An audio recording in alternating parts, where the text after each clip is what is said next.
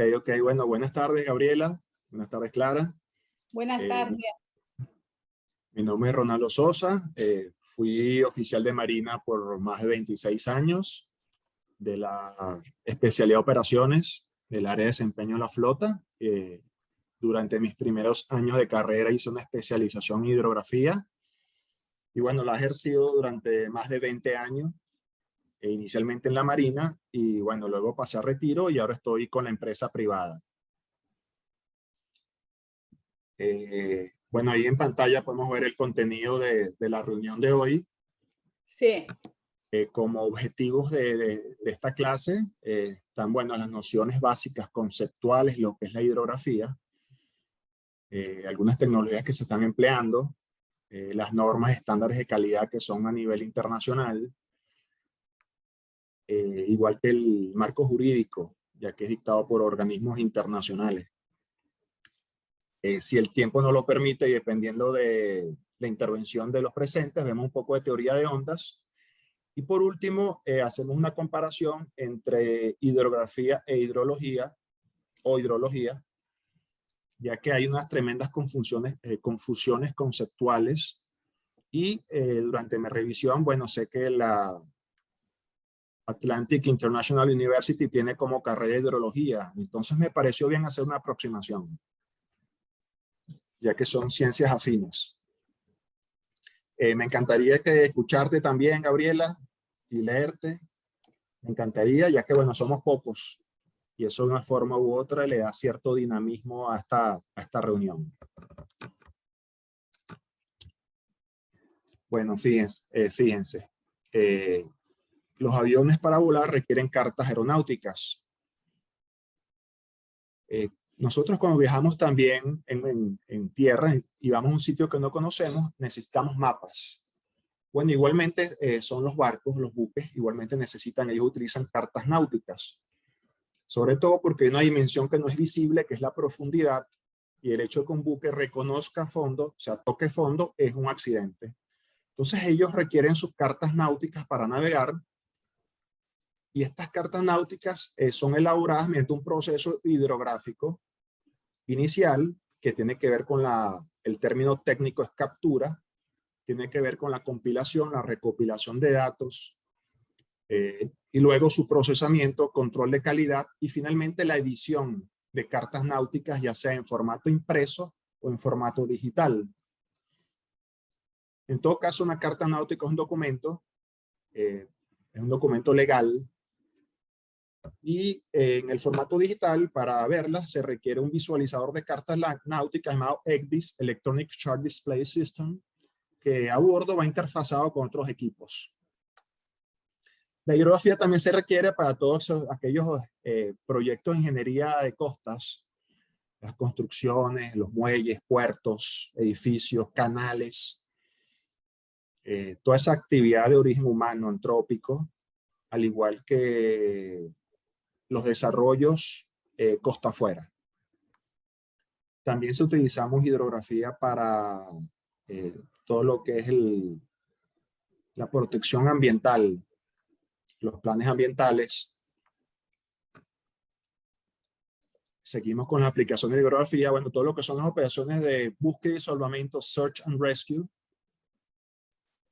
la protección de las costas contra eventos naturales o de origen antrópico, como maremotos, por ejemplo. Y bueno, el trazado de los límites internacionales, las fronteras marítimas entre estados nacionales, entre países.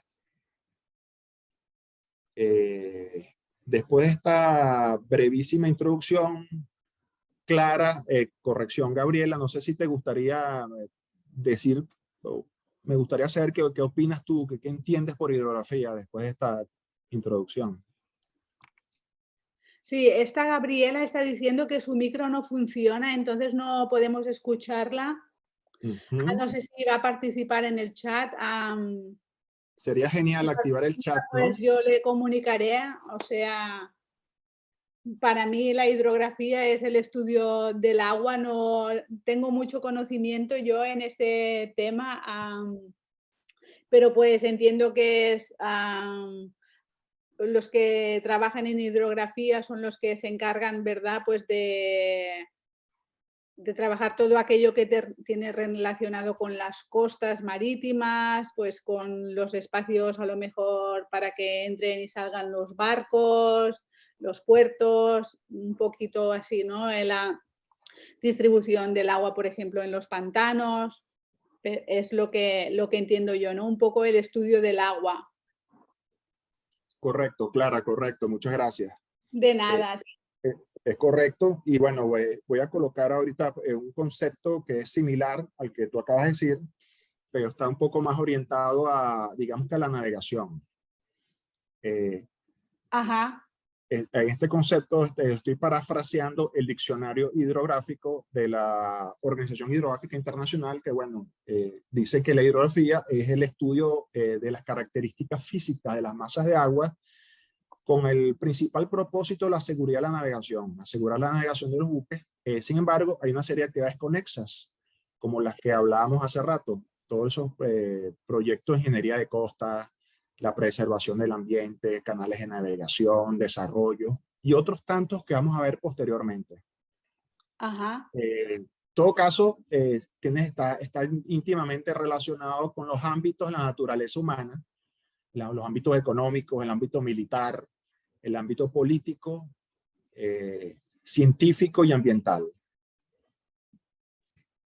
La hidrografía tiene una directa relación con otras especialidades.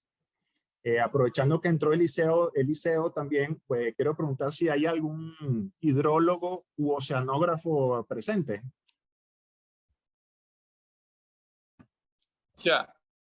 ¿Me escucha? Bienvenido, Sí, Eliseo. Bienvenido. Bien, bien. Estoy entrando ahora de Santo Domingo. Bienvenido, Eliseo. Sí. ¿De qué trata el tema? El tema trata sobre la hidrografía. Ok.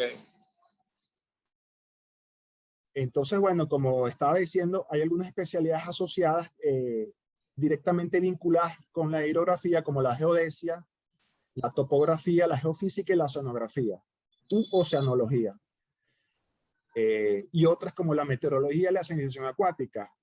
La geodesia, ¿alguien me puede decir el concepto de geodesia?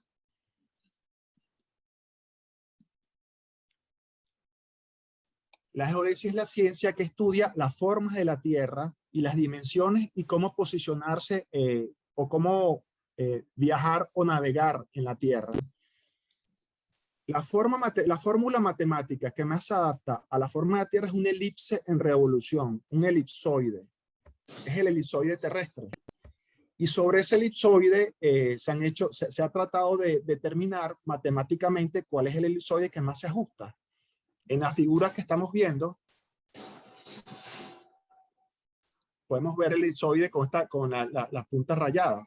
Es como una curva rayada, ¿no? Ahí tenemos el concepto de elipsoide. Después hay una segunda, digamos, línea, que es la superficie de la Tierra que no tiene forma, toda vez que hay montañas, hay depresiones. Hay una tercera línea que es la oscura, que es el geoide, que es una superficie de equipotencial gravitatorio, y donde estas tres líneas que les acabo de mencionar se unen, eso es un datum, ¿no? Hay un datum ahí que es que sirve de referencia para efectos de posicionarse. ¿Por qué la geodesia? Porque como la Tierra es un elipsoide en revolución, no podemos utilizar trigonometría plana para posicionarnos, porque la curvatura esférica induce un error. Esa es la principal diferencia entre la geodesia y la topografía. Para la topografía, la Tierra es plana. Por eso es que la topografía se puede hacer solamente en cortas distancias, ¿no?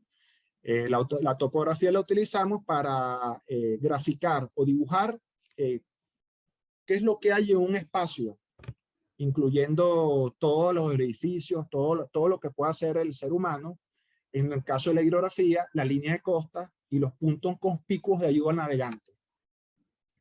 Después está la geofísica, que la utilizamos sobre todo para efectos de estudio del subsuelo, y la oceanografía u oceanología, que lo vamos a estudiar un poco más profundo, toda vez que la hidrografía es parte de la oceanografía física. Hay otras especialidades bien relacionadas, como lo menciono aquí, que es la meteorología.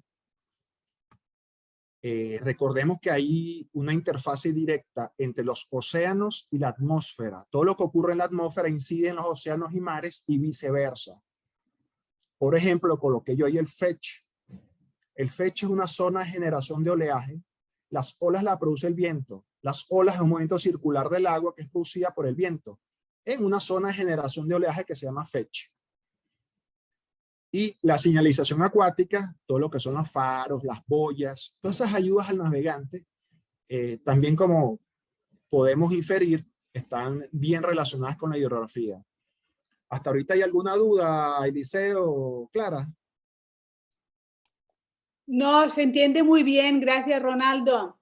Espero que tanto Eliseo como Gabriela, si tienen alguna pregunta, pues la hagan a través de, o sea, hablando a Eliseo quiere hablar. Bueno, no, yo lo que está todo claro, yo creo que la hidrografía tiene que ver con los espacios, con la navegación, dentro de algunas especialidades. Tiene que ver con todo lo que es acuático en el mar. Correcto, Eliseo, correcto. Es correcto lo que acabas de decir. A mí me gustaría complementar lo que has dicho, porque utilizaste una palabra que es interesante, que es acuático, ¿no? Cuando hablamos de lo acuático, encerramos lo que son los ríos, los lagos y los mares. Encerramos todo eso con una palabra que es acuático. Está muy bien.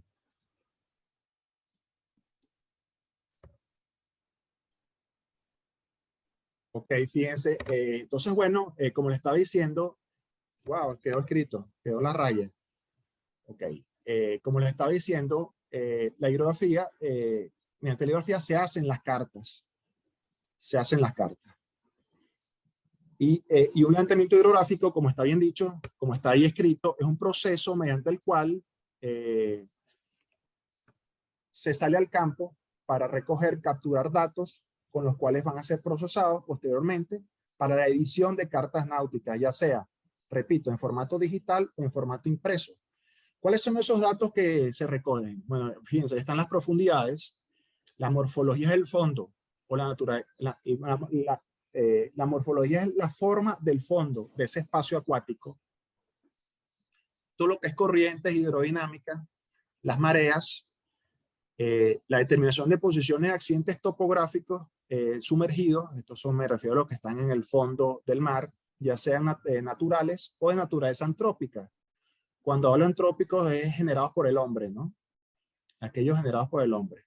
Obviamente la línea de costa debe estar en esas cartas náuticas. La topología, que es la relación espacial entre los objetos, entre los faros, todos esos esas construcciones que están ahí, las montañas, todo lo que pueda ser de ayuda al navegante, y la toponimia, el nombre de esas cosas. Y bueno, la posición de las ayudas a la navegación acuática. Como le dije, esas ayudas son los faros, las boyas, espeques, racones, todo lo que sea ayuda al navegante.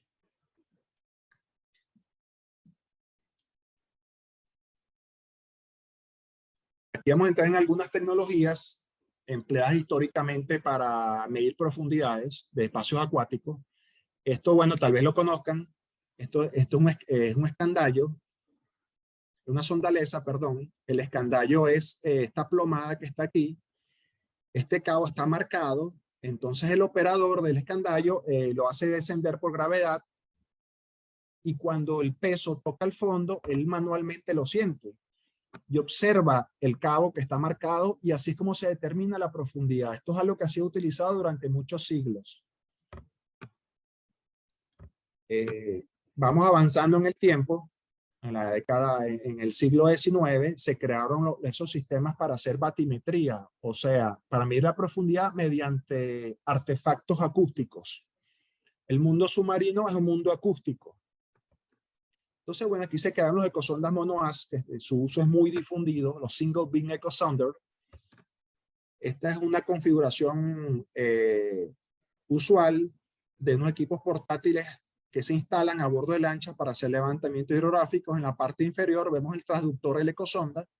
En la parte superior, la antena de GPS, y toda esa información se interfaza a un computador a bordo. Lo vamos a explicar con un poco más de detenimiento posteriormente. Posteriormente, desde hace no más de 2 décadas, fue introducido los ecosondas multi-AS, Multi-Beam Ecosonder, que es un ecosonda que en vez de lanzar un pin acústico, como el mono-AS, hace un barrido del fondo. Y una vez detecta cuál es la morfología, la forma del fondo. En esta figura podemos observar también el remolque de otro equipo, que casi siempre es remolcado, que esto es un sonar de barrido lateral, un side scan sonar, que a diferencia del ecosonda multi-AS, él también hace un barrido, pero genera una imagen de todos los objetos que están reposando en el fondo de ese espacio acuático. Todos los objetos que están reposando en el fondo del mar o del océano, de ríos o lagos. Bienvenido, Edwin. Bienvenido, bien, gracias. Cualquier pregunta podemos hacerla sobre la marcha. Me encantaría escucharlos. Conversamos hace rato con Eliseo y me encantaría, bueno, escucharlos. Vamos a seguir. Fíjense que, bueno, aquí está la configuración. Profesor, una pregunta. Adelante. ¿Estas clases quedan grabadas? O sea, ¿qué tiempo dura para yo saber más o menos? Una hora duran. Ah, ok. Pero la puedo escuchar, ¿están grabadas ahí? Sí, las vamos a enviar. Sí. Ahora vamos a centrarnos en las cuestiones sobre la clase en sí. Ok, gracias. Ese lado, continúe, profesor, disculpe. Gracias, Edwin. Bienvenido. Entonces, bueno, fíjense que esta imagen en la parte inferior izquierda podemos ver la configuración típica de los equipos. Vemos que aquí está el transductor del ecosonda, que es esta parte que está aquí. Luego va, este sería como el CPU del ecosonda. Estamos hablando, recuerden, de un equipo, un sondador acústico. Esto que está aquí, NEMEA, es la señal que viene del GPS. Entonces se juntan la señal del ecosonda con la señal del GPS y todo se archiva en el computador. Entonces le estoy hablando en principio cómo se recoge la información para editar una carta náutica, para hacer un mapa de navegación. ¿Me hago entender? Sí, perfectamente, Ronaldo. Gracias, Clara. Fíjense que aquí en la parte inferior derecha está la imagen de un sonar de barrido lateral. Esto es un buque que está en el fondo del mar. En algún momento se hundió. Y la parte del medio, que es oscura, es porque por ahí pasa el sonar de barrido. Y él toma la imagen lateralmente de todo lo que está en el fondo del mar. Con esta tecnología se pueden detectar cuerpos sólidos más o menos de 1 metro cúbico de volumen. Se han detectado bicicletas, cadáveres de seres humanos, ese tipo de cosas. Vamos ahora con el posicionamiento. Les hablé ya sobre los receptores del sistema de posicionamiento global o el sistema Navstar, pero para efectos de hidrografía tiene que haber una alta precisión. Entonces, tiene que usarse un GPS diferencial. ¿Qué es un GPS diferencial?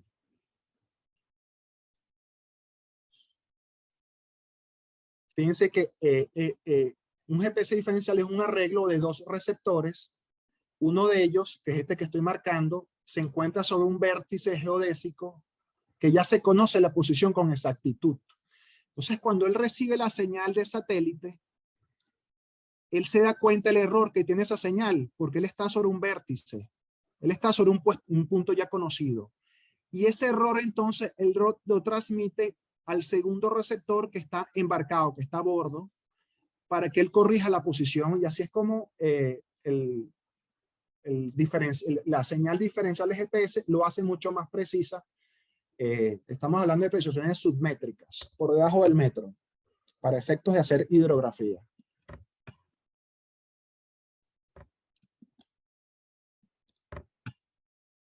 Esto no camina. Ok, fíjense, hay una imagen de ecosonda multi-AS. En este caso es un vehículo, es un coche y otras cosas más. Sigamos con las tecnologías usadas tanto en la hidrografía como en la oceanografía u oceanología. Aquí tenemos un vehículo submarino tripulado, un underwater unmanned vehicle. Este vehículo tiene una serie de sensores. Aquí vemos el sonar de barrido lateral, el side-scan sonar, tiene ecosondas, tiene el soft bottom profile, y él se programa para que haga una búsqueda o un barrido o un levantamiento en un área predeterminada, y él es autónomo. Tiene sus cámaras, etcétera. Estas son nuevas tecnologías que son bastante costosas y realmente no todos los estados nacionales pueden tenerlas. Y bueno, en la última figura, en la parte derecha, inferior derecha, está un correntímetro acústico Doppler. Realmente el correntímetro es este que está aquí dentro de la casa, y lo demás es la base, y unos flotadores para poder recuperarlo posteriormente, porque él se deja, él se siembra en el fondo del mar, y luego de que tomó los datos durante días, semanas o meses, se recupera, pues, para efecto de la extracción de los datos y otras cosas. ¿Cómo vamos, Edwin? ¿Vamos bien?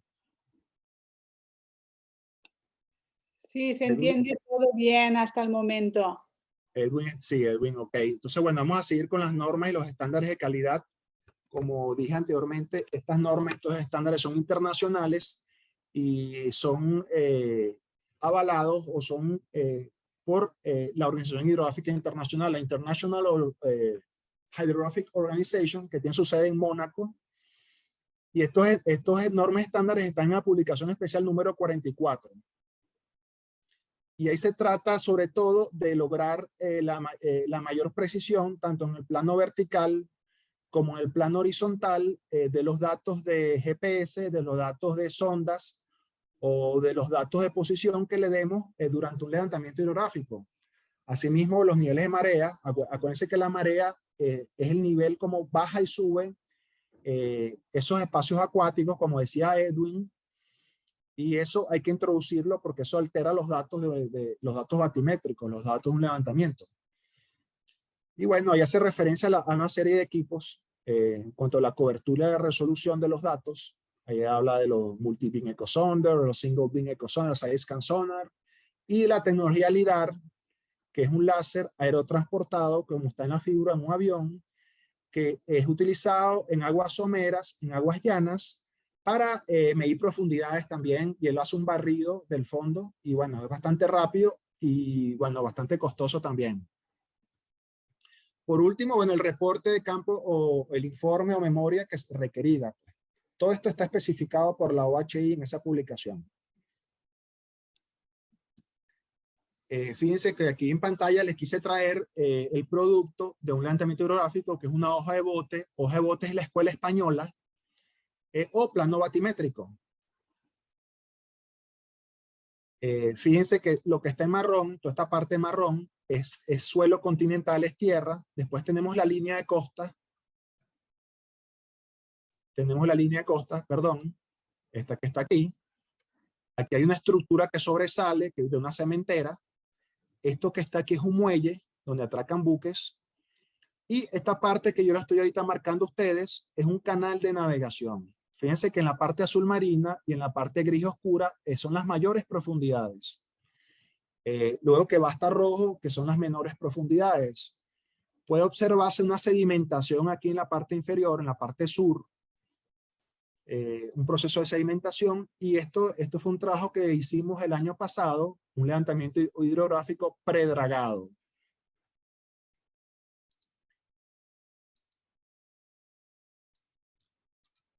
Fíjense que de este mismo espacio acuático salió este modelo digital de terreno.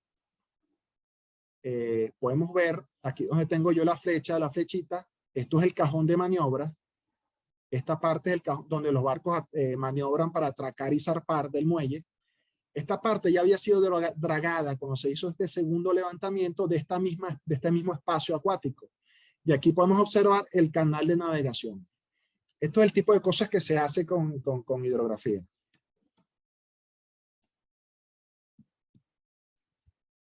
Vamos a entrar un poquito en teoría de ondas, y esta parte vamos a tratar de hacerla bien interesante, ¿no? Esta parte es muy interesante. porque más allá de los factores físicos que afectan la transmisión del sonido, que allí los tenemos, podemos ver la figura, ¿no? Cómo el sonido viaja a través del mar a diferentes profundidades. Y bueno, ciertamente se refleja y se refracta cuando él pasa de una masa de agua a otra. Recordemos que el agua caliente no se mezcla con el agua fría. Y masas de diferente temperatura y diferente densidad se diferencian en el mar, ¿no? En los océanos, ya sea por corrientes o por otros fenómenos físicos. Podemos ver aquí en la parte inferior derecha un submarino. Me parece algo bien interesante de comentar, que el submarino tiene aparatos que pueden ver dónde está esa capa de profundidad que diferencia el agua fría del agua caliente. Universalmente, los primeros metros de profundidad hay una isoterma, o sea, el agua es caliente y posteriormente cambia de temperatura, lo que se conoce como una capa. El submarino tiene la capacidad de detectar esa capa y él se posiciona de forma de que los sonares de los barcos no lo puedan detectar, porque esas ondas acústicas que emite el barco se reflejan y se refractan de esa capa. Esa capa no es más que, repito, la diferencia que hay entre una masa de agua y otra, por diferencia de temperatura. ¿Vamos bien, Eliseo? Todo bien. Todo bien, está completamente claro, profesor. Completamente claro, qué bueno, qué bueno. Vamos a seguir un poquito con teoría de ondas, que como somos pocos y hay pocos aportes, yo creo que sí va a haber chance de ver la clase completa. Gracias, Ronaldo. Bueno, fíjense, como les dije anteriormente, el mundo acuático es acústico. Los sonares son sensores que están en escucha siempre, se pueden colocar en activo, aunque tácticamente no se recomienda porque la señal entonces viaja el doble y uno siempre uno delata su posición. Pero no solo los sonares, sino los ecosondas también trabajan acústicamente en activo, ¿no? Es una onda que sale del transducer, del equipo que yo les mencioné anteriormente, viaja en el mar, choca con el fondo en este caso y se devuelve. Y es así como se mide la profundidad. Aquí podemos ver en pantalla una fórmula que es similar a aquella que vimos en bachillerato de la distancia, que es igual a velocidad por tiempo. En este caso, la distancia es P, que es la profundidad. Aquí tenemos la profundidad, que es igual que la distancia. Esto es la velocidad del sonido en el agua, que tiene como promedio 1500 metros sobre segundo, y el tiempo que tarda ese ping, ese sonido, en salir del transductor, del ecosonda, viajar en la columna de agua, chocar con el fondo y regresarse. Ahora, ¿por qué lo dividimos o lo multiplicamos por 0,5 o lo dimos entre 2? Porque es que él tiene que viajar hasta el fondo y devolverse, o sea, es como ida y vuelta, y nos interesa solamente la profundidad. Entonces, bueno, esta es la ecuación que utilizan estos equipos para calcular la profundidad, ¿no? A grosso modo.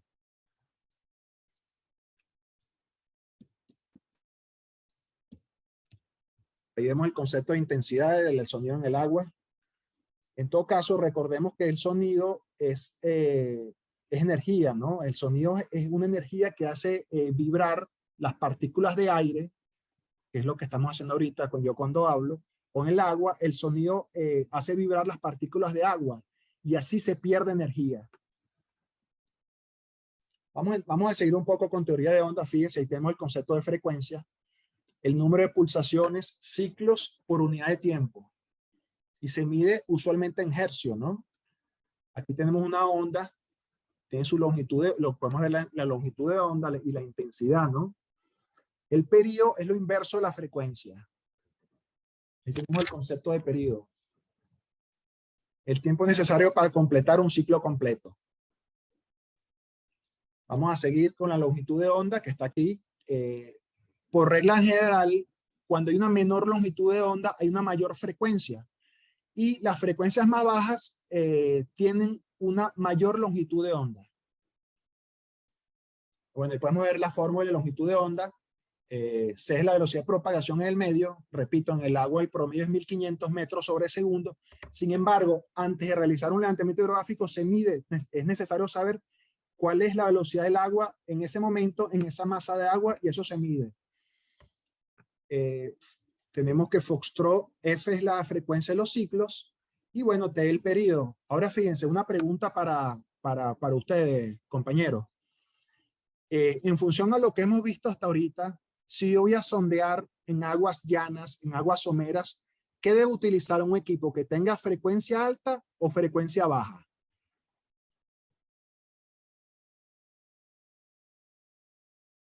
Profesor, Adelante, por favor. Diga, Eliseo. es un equipo que tenga frecuencia alta. Excelente, excelente, Eliseo. Excelente.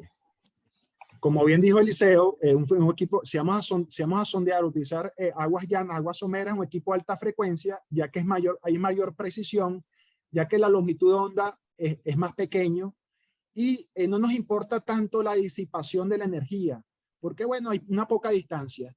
Pero en cambio, si vamos a grandes profundidades, importante es que nuestro equipo llegue al fondo.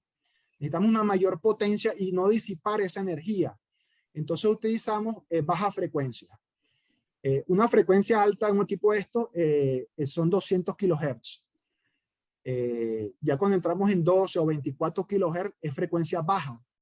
Y fíjense ustedes, para penetrar sedimentos, o sea, para penetrar el fondo del mar, se utiliza un equipo que yo lo mencioné hace poco, que se llama un perfilador de subfondo, un sub-bottom profile. Ese equipo es de 3,5 kHz. Excelente, excelente lo que dijo Eliseo. Vamos a ver velozmente el efecto Doppler. También me parece esto sumamente interesante. Fíjense, ahí tenemos en pantalla el concepto de lo que es el efecto Doppler. Yo siempre realizo la metáfora con una ambulancia cuando estamos en la calle. La ambulancia se nos está acercando y nosotros escuchamos un ruido ensordecedor hasta el punto de taparnos los oídos. Pero no es únicamente porque la corneta, el altavoz de la ambulancia está más cercano a nuestros oídos. No es únicamente eso. Es que a medida de que la ambulancia se está acercando a nosotros, hay un aumento de la frecuencia de esa onda acústica. Aquí lo podemos ver. Muy al contrario, después que ya pasa y se va alejando, hay una disminución de la frecuencia de esa onda acústica. Bueno, ese efecto, ese fenómeno, se llama efecto Doppler. Es muy utilizado en los equipos médicos, es muy utilizado en los equipos que hacen oceanografía, hidrografía, oceanología. ¿Ok? ¿Alguna pregunta? ¿Tienen alguna duda hasta el momento? Creo que es bien claro con el tema. Solo tengo una observación en el alejamiento de la onda cuando se va distanciando. Por ejemplo, el doctor hace mención de que son utilizados sobre todo en la parte médica. Los efectos de la frecuencia, ¿cuáles son los más frecuentes y por qué? Sobre todo. Porque, bueno, yo soy de las personas que me gusta tener esa claridad y estar claro porque es de sumamente interés donde uno no puede tener dudas para cometer los menos errores posibles. Saludos, soy Edwin de Honduras. Saludos, Edwin, qué bueno escucharte. A mí me encanta siempre cuando estoy dando clases escuchar y aprender de los participantes, ¿no? A mí me encanta eso. Y bueno, tu pregunta me parece súper interesante. Voy a tratar de responderle y bueno, y podemos seguir interactuando en función de si te sientes satisfecho. Bueno, yo realmente soy hidrógrafo, no soy médico. Sin embargo, sí sé que hay unos efectos contrarios de la radioterapia. Hay otras aplicaciones que son un poco más inocuas, como aquellas que tienen que ver con la maternidad, por ejemplo, ¿no? Para ver el niño Y todo ese uso de ondas acústicas o de ondas de eléctricas, ¿no? Esto es similar para lo acústico, que es lo que estamos estudiando en esta ocasión, como para ondas electromagnéticas, que son aquellas que emplean los radares u otros equipos como aquellos empleados en el campo de la medicina por la radioterapia. O bueno, en el campo de medicina también utilizan, digamos que, el efecto Doppler en equipos acústicos, ¿no? Como el que te mencioné ahorita para ver los bebés que están aún en el vientre materno. Ciertamente he escuchado de los efectos secundarios y nocivos de la radioterapia. De hecho, ahorita están recomendando otro tipo de medicinas, como las dietas keto y ese tipo de cosas que evitan, digamos que el daño, ¿no? Porque las personas, inclusive, dependiendo de la potencia y de la frecuencia que se utiliza sobre el cuerpo humano, produce quemaduras en los órganos internos. Eso, de hecho, el láser es un rayo, es la amplificación de la luz a muy alta frecuencia. La luz también son ondas. Recordemos que la que tiene una mayor amplitud de onda o una más baja frecuencia es la rojo. Por eso es que en los atardeceres lo vemos color rojo. Y el azul tiene una frecuencia más baja. De hecho, lo podemos ver inclusive en este dibujo que tenemos en pantalla allí. Vemos como el rojo tiene una longitud de onda mayor. Por eso es que vemos los atardeceres rojos cuando el sol se está poniendo. Los otros colores no llegan a nuestros ojos en los atardeceres o en los amaneceres. Y el azul, ahí lo vemos que tiene una mayor frecuencia, ¿no? Una menor longitud de onda. Entonces, no sé si pude satisfacer un poco tu pregunta, Edwin. Sí, sí, de acuerdo, bien claro en esa parte. Gracias. Profesor, Adelante, por favor. yo voy a tener que salir a la reunión porque yo estoy en hora de trabajo y yo termino de escuchar la clase después, se la van a enviar. Perfecto, Sí, Edwin. Fue un placer. gracias, Eliseo. Ok, adiós Gracias, a todos de República Adiós. Dominicana, Eliseo. Chao, chao. Bueno, vamos a seguir con las organizaciones internacionales relacionadas con la hidrografía. Bueno, principalmente, como les mencioné, tenemos la International Hydrographic Organization. Tiene su sede en Mónaco. Fue fundada en el año de 1921 y bueno, es el organismo rector en la materia a nivel mundial. Es una organización intergubernamental, consultiva y técnica de hidrografía. Y bueno, ella digamos que va haciendo el desarrollo de esas normas, esos estándares de calidad, en función a las tecnologías, en función a las capacidades instaladas y las capacidades de capacitación que tengan cada uno de los servicios hidrográficos de los estados nacionales de los países. Entonces, es como que un feedback, ¿no? Es un sistema que ciertamente siempre está buscando un equilibrio. Hay países de tercer mundo que tal vez no tienen todos los recursos para adquirir los equipos más modernos o todos los recursos para capacitar el talento humano de la mejor forma. Sin embargo, bueno, siempre se van ajustando tanto los estándares como las normas, los equipos, las tecnologías y el talento humano.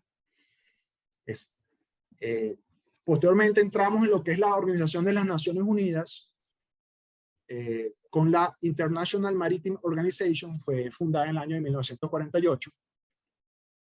Está directamente vinculada a lo que es la seguridad de la mar, ¿no? Todos los barcos, todas las normativas, todas las leyes internacionales y sobre todo el convenio SOLAS, Safety of Life at Sea, la seguridad de la vida humana en la mar, que fue uno de los principales convenios creados a nivel mundial, es de la IMO, de la International Maritime Organization. Y también lo que es la CONVEMAR, la Convención del Mar, lo podemos ver en la parte inferior. Aquí está la Convención del Mar. En inglés esto se llama UNCLOS, The United Nations Convention on the Law of the Sea. Aquí, bueno, aquí se regula todo lo que son los límites internacionales, las fronteras, cómo se establecen, todo lo que rige la parte de la plataforma continental, el talud continental, toda la parte de los océanos. La CONVEMAR es un tratado internacional, dicen que es uno de los más importantes, ¿no? Aunque no todos los países son signatarios. Por ejemplo, los Estados Unidos de América no es signatario de la Convención del Mar. Y seguimos finalmente con la International Association of Marine Aids to Navigation and Lighthouse Authorities. La IAL, aquí la tenemos. Desde el inicio de esta clase venimos hablando de la importancia de las ayudas a la navegación en los espacios acuáticos, los faros, las boyas, todo lo que indica el navegante dónde debe pasar, pues, en su acercamiento a la costa, a los puertos, o inclusive cuando va saliendo, toda referencia de ayuda al navegante. Entonces, bueno, en la lámina tenemos todas las organizaciones internacionales vinculadas a la hidrografía.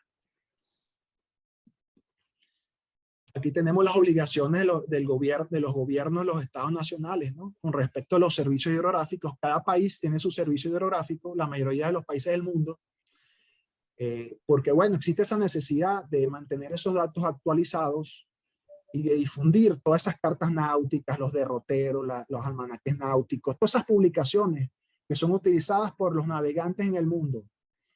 Y bajo un esquema uniforme, esa uniformidad lo da los estándares y las normas de la OHI, y bueno, con sus resoluciones y sus reuniones, ¿no? Que son anuales. De forma que siempre haya disponibilidad de esta información. Uno de los servicios hidrográficos más importantes, tradicionalmente, históricamente, es del Reino Unido, the United Kingdom Hydrographic Office, la UKHO, que en Taunton, allá en el Reino Unido. Yo he ido para allá. Y bueno, los Estados Unidos también tiene su oficina hidrográfica como tantos otros países, ¿no? Fíjense, ahí están los estados nacionales, los países miembros de la OHI. Esta lista que les estoy exponiendo en pantalla puede estar desactualizada.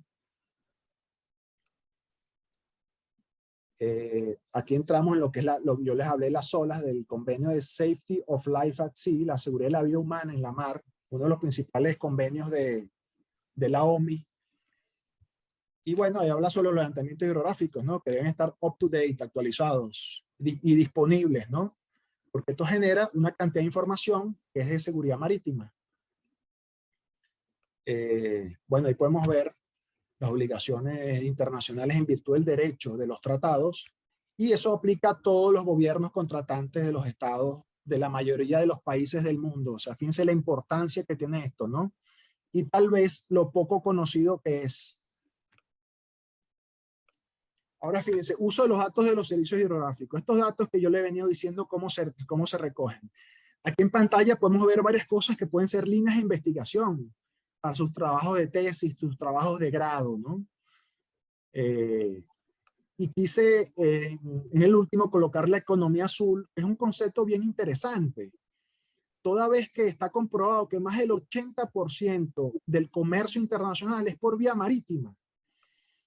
Yo les estaba hablando ahorita del propósito de la navegación, de las profundidades, y es que 30 centímetros, corrección, 20 centímetros de calado, o sea, 20 centímetros que esté más o menos sumergido el casco de un barco, son más o menos 2.000 toneladas de carga.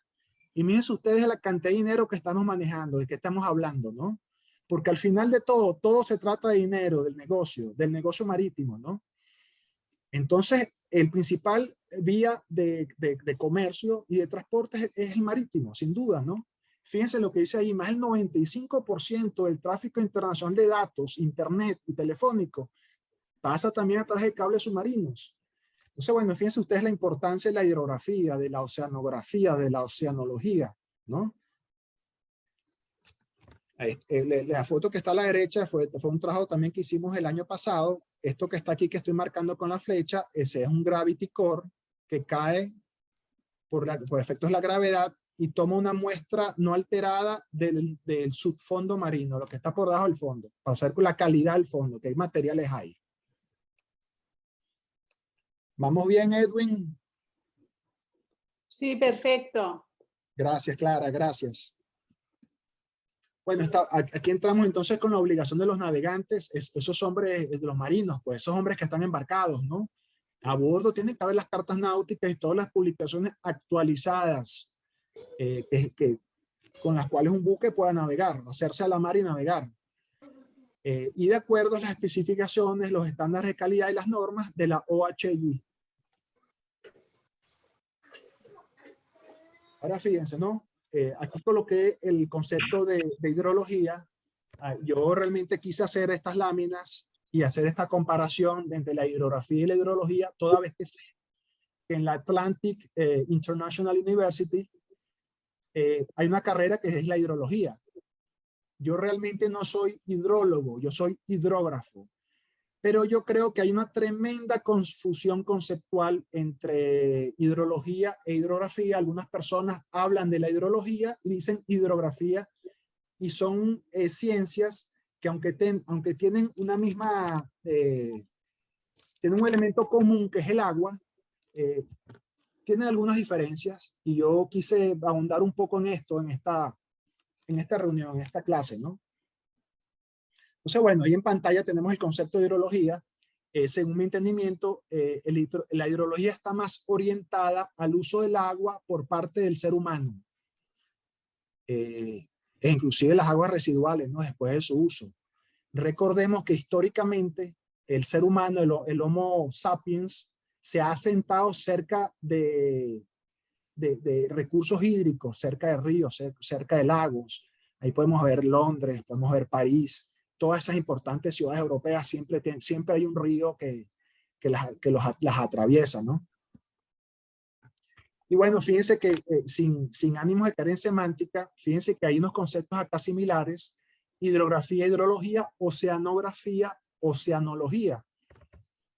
Y esto realmente no lo sabe mucha gente, y las personas que vean esta exposición, yo creo que van a ser agraciados, ¿no?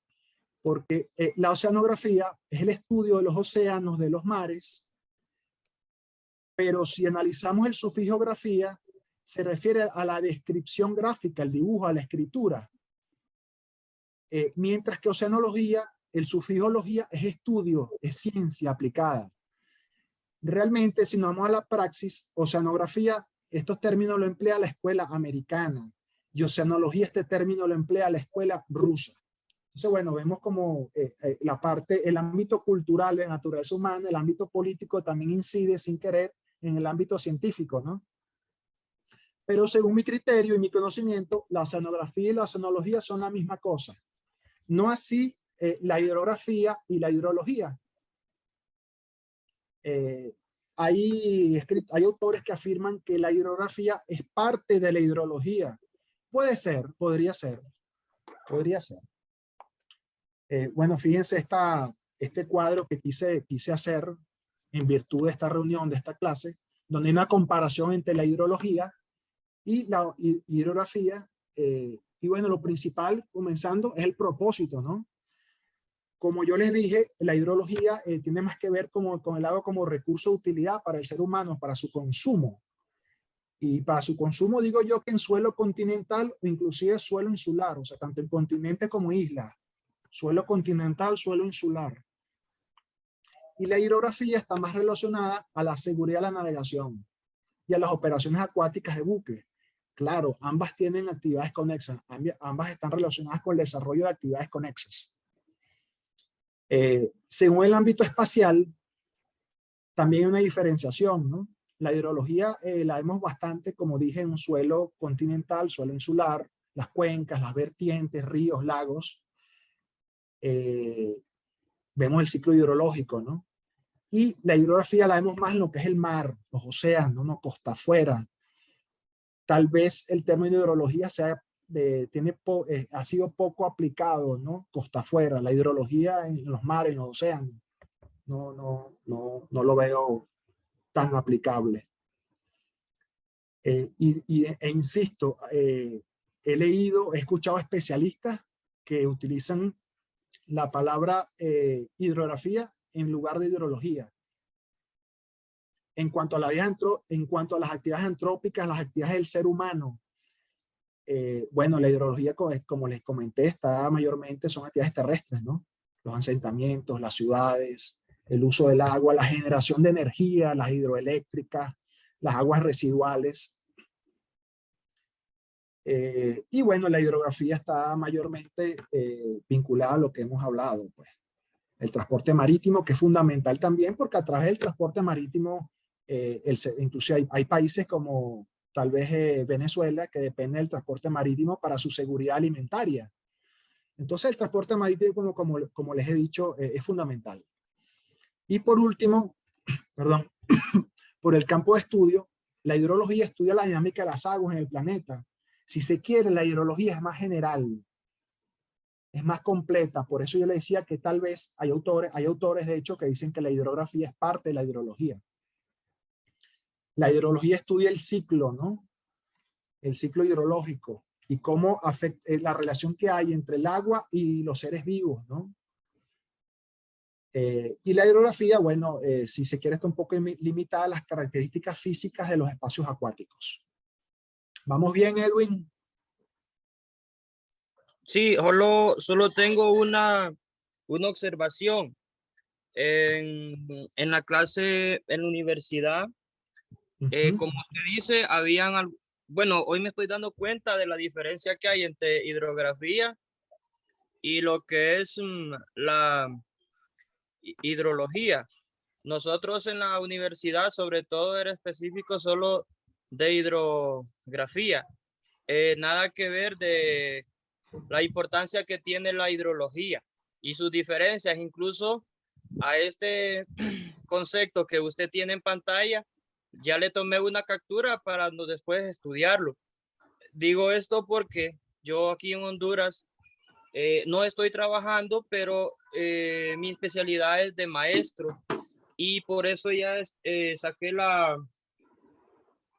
licenciatura con la universidad en lo que es el comportamiento del ser humano. Y a veces a uno le toca dar estos temas, pues, entonces eso, y ahorita estoy estudiando el máster con una universidad de España en educación física. Entonces, pero sí me llama muy poderosamente la atención entre las diferencias que hay de cada una. Después lo voy a estudiar esto bien a menudo y muchas gracias a usted por esta gran exposición y por evidenciar sus evidencias que tiene en la clase, en la tutoría. Gracias por tus palabras, Edwin. Yo creo que esta información no la tiene mucha gente. Esto no es de conocimiento público. Como mencioné, yo he escuchado, he leído expertos en hidrología que utilizan el término hidrografía imprecisamente. Y yo estoy seguro que esto que estamos compartiendo puede generar dialéctica. Sí. Puede generar una dialéctica constructivista, puede generar discusión, una discusión que nos enriquezca académicamente y profesionalmente. Y de compartir. Aquí es correcto. Es correcto. Aquí hay mucha tela que cortar y muchas cosas por seguir estudiando. Y bueno, yo soy los que cree que no hay verdades absolutas, ¿no? Siempre hay matices y grises y por eso de repente es que los términos no son empleados precisamente. De acuerdo. Bueno, ya finalizando la reunión de hoy, llegamos a la lámina final. Esto es una imagen de la topografía submarina de la costa este de los Estados Unidos de América. Ahí está la fuente, la National Oceanographic and Atmospheric Agency de los Estados Unidos. Aquí en esta imagen sí se ve la flechita que estoy empleando, ¿verdad? Sí, sí. Ok, aquí vemos la plataforma continental. Su límite normalmente es hasta las 200 millas y se extiende hasta 350 millas máximo porque marca también lo que es los espacios jurisdiccionales en un estado nacional. Aquí donde tengo la flecha, esto se llama talud continental, es como una bajada abrupta, es una pendiente abrupta. Ok, aquí volví a ver la flecha, déjeme colocar mejor, así se ve mejor, ¿no? Esta es la plataforma continental, toda esta parte, ¿no? Después tenemos esta parte que es el talud, que es una pendiente bastante acentuada, o sea, un aumento de la profundidad hasta las llanuras abisales. Recordemos que la profundidad promedio de los océanos son 3.000 metros, que eso ya es bastante profundo. Y aquí podemos ver una serie de montañas submarinas, ¿no? Que han logrado, digamos que, cartografiar el Servicio Hidrográfico de los Estados Unidos de América. Entonces, bueno, ahora quise mostrarles esta imagen porque la encuentro por demás bien interesante, ¿no? Entonces, bueno, ya finalizando la clase, me gustaría abrir un periodo de preguntas. Y bueno, Edwin, agradecerte tus aportes y tu intervención. Y bueno, espero que esto se difunda y esto seguramente generará discusiones. Y como dije, puede generar también trabajos de grado, líneas de investigación para trabajos de grado, tesis y ese tipo de actividades académicas. De acuerdo. Tengo una observación, estimado. En lo que acaba de comentar de las montañas que están en medio del agua, estas no son terrestres, serían montañas acuáticas, ¿sí? De acuerdo. Sí, montañas submarinas, correcto. Sí, exactamente, submarinas, son acuáticas. Sí, solo esa observación tengo. Y de antemano, pues, para ir terminando, agradecerles el espacio a la universidad por brindarnos estas grandes oportunidades. Quizás no estén todos los campos para estar en las clases por el tiempo aquí, pero cuando me concentro es para provecho. Sí, de acuerdo, me gusta la información sobre todo porque la lectura es lo que a uno lo identifica para estar seguro más de lo que va a compartir en un tema. Y Gracias, saludos. Edwin, gracias. Gracias, ¿Alguien más, Edwin. ¿Alguien más tiene alguna pregunta? Luis Alfonso, ¿tiene alguna pregunta? O Gabriela, si quiere escribir alguna pregunta en el chat.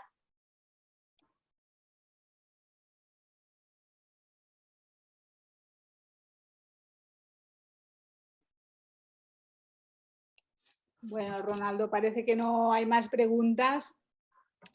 Solo me queda agradecerle pues que nos haya dado esta interesante clase y estaremos encantados de tenerlo de nuevo si usted lo desea, para que nos vaya ampliando más el conocimiento sobre la hidrografía y sobre todo lo que usted sabe del agua.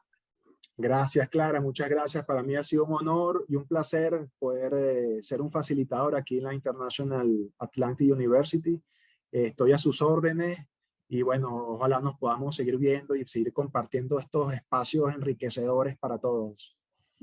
Claro que sí. Gracias, Ronaldo, otra vez. Gracias. Gracias, Edwin. Gracias, Luis Alfonso y Gabriela, por haber asistido a la clase de hoy.